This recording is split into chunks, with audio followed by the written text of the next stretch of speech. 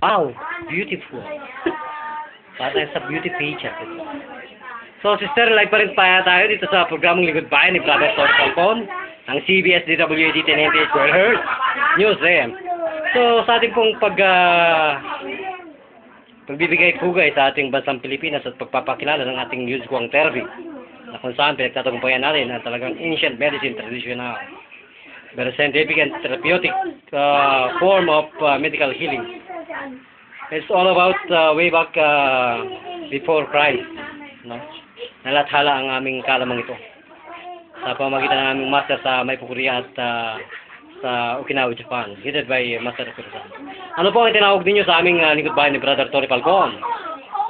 Ano po ang inyong sakit? Nahihilo po. Nahihilo, ganon, tapos ikaw pa ay yung iyong eyeball hindi mo maigalaw? Opo. Parang mainit na nagpipirito ka ng tuyo, ganon. So ngayon po nung ginanyan ko yung kanina, yung pinakalamas-lamas ko yan na ganyan, anong nangyari? Parang magaan po pakiramdam. Nawala? Ano po ang nawala? Yung parang ano?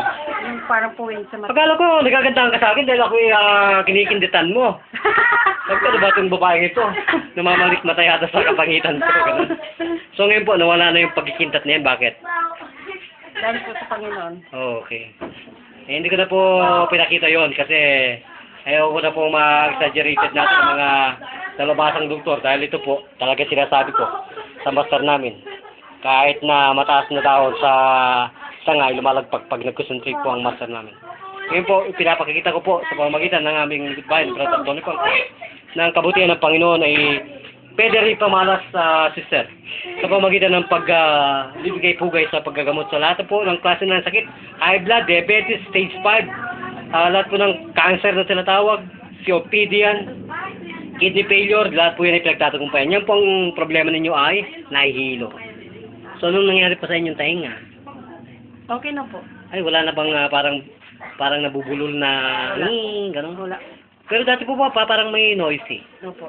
Okay. Yan po yung sinasabi ko parang kumikindat. Opo. Yan po yung lagi natin gaganyanin, titirisin. Parang pinupukpok na sisiw sa bundok. Tiyatabunan natin yung araw ng bao. Yung patay na sisiw, nagigising. Ganyan ba yan? Yes, so yun po. So may ice po ba kayo? Malamig na tubig. Sister, yan ang gagawin mo. Pag may mga Wills palsy ka naman ganyan, Yelo? malamig na tubig lang yan. Ah, Yun, bumili ka sa amin ng pang-mixture sa yelo mo. Alkaline yun. Paliguan mo yan. Hindi man yung sa pork barrel na gatas. Pag ipaliligo mo, yelo. opo.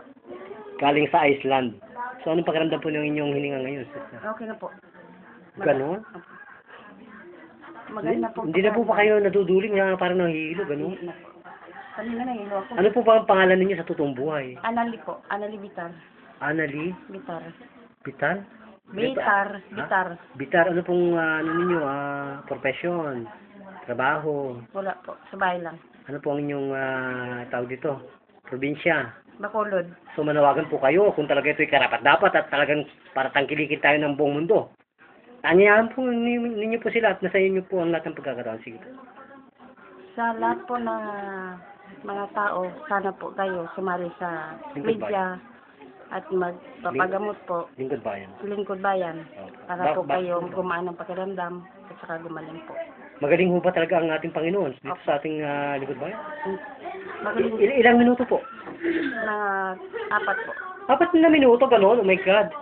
Nakakaloka naman tayo. Ito po, kasamang Tony, talagang siksik, liglig, umaapo ang pagpapala ng ating dakilang lumika. At halos po, hindi ako mapaniwala dahil isa po sa aming handog ay nakilala ko si sister. Talagang nakita ko ang isa naming ka-sister na yan. So, ito pa rin po ang inyong abang likod. Walang diliba kundi si Brother Jun. Nagulat dito sa CBS, DWAD 1098 kHz News AM. Magbago ka. Bye-bye. Arigato, Master. Bye-bye.